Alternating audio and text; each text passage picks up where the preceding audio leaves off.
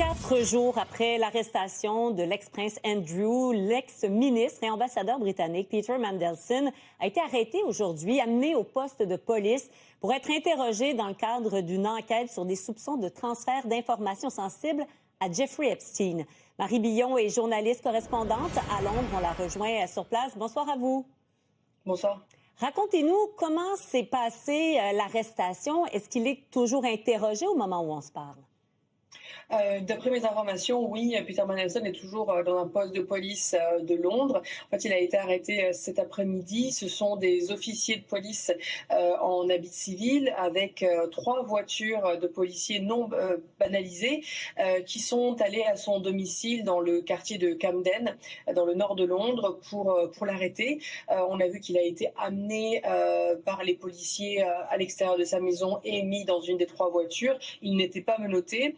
Et aussi 2 de ses maisons, donc celle de Londres où il a été arrêté et sa maison de campagne dans la région du Wiltshire, au sud de l'Angleterre, sont actuellement perquisitionnées.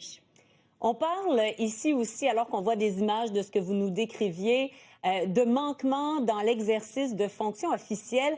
Expliquez-nous le contexte.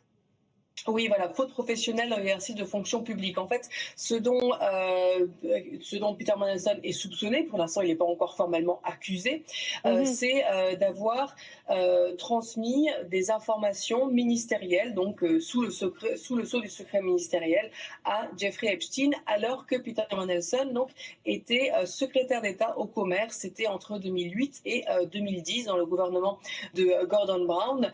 Et en fait, c'est ce qui lui est reproché dans le cadre de cette enquête de police, mais on sait que Peter Mandelson avait des liens avec Jeffrey Epstein, des liens personnels, outre professionnels, et il a été donc nommé ambassadeur aux États-Unis en février dernier, mais il a dû démissionner à cause de ses liens. Enfin, il a été démis de ses fonctions en fin de cette même année, fin 2025, à cause de ses liens avec Jeffrey Epstein. Comment la population au Royaume-Uni risque de réagir ou a peut-être déjà commencé à réagir? Écoutez, c'est quand même, comme vous l'avez dit, effectivement, la deuxième arrestation de personnalité grand public, après l'arrestation, bien sûr, d'Andrew la semaine dernière. Alors, Peter Mandelson est moins une personnalité populaire, mais il est extrêmement connu dans le milieu politique.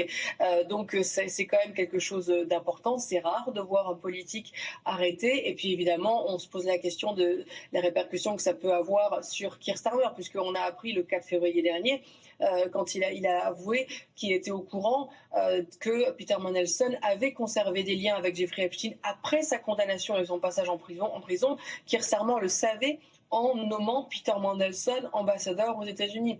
Donc c'est le jugement du Premier ministre qui est remis en cause dans cette nomination.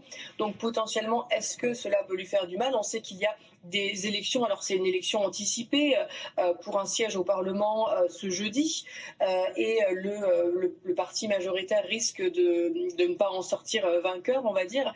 Et selon effectivement ce qui se passe avec Peter Mandelson, va-t-il passer par exemple la nuit en prison, il est 19h30 ici au Royaume-Uni, et ce qui se passe ce jeudi, il est possible que Keir Starmer se retrouve à nouveau dans de grandes difficultés politiques, même si on a des élections plus larges en mai prochain et qu'il est possible qu'ils tiennent au moins au pouvoir, au moins jusqu'en mai prochain, et puis qu'on verra en fonction des résultats de ces élections-là. Mais ça va avoir une répercussion politique de toute façon.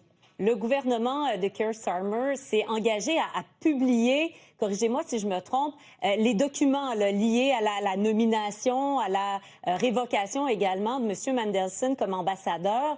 On les attend quand, ces documents?